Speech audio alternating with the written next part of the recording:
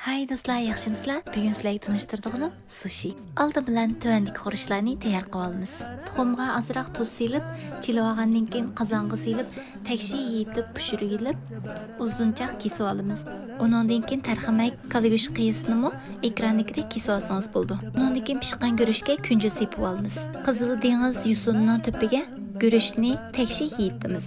Tarxamak, tuxum, qiza, sabza yoki o'zingiz yaxshi ko'radigan ko'ktatlarni to'piga tizib olsangiz bo'ldi. Hamda sushi borsi bilan ostidan to'piga asta-asta yo'gaymiz. Har bir yo'ganda qo'limiz bilan siqib muqimlashtirib olamiz. Oxirida ekranda kalit kasb bo'ldi. Tuvandagisi ta'tir yo'gash usuli.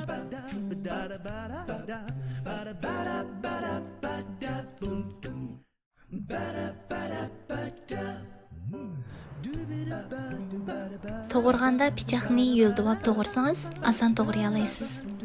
Qandaq do'stlarim, sushi qilishni o'rganib oldingizmi? Kelarki videoda ko'rishaylik. Xayr xo'sh.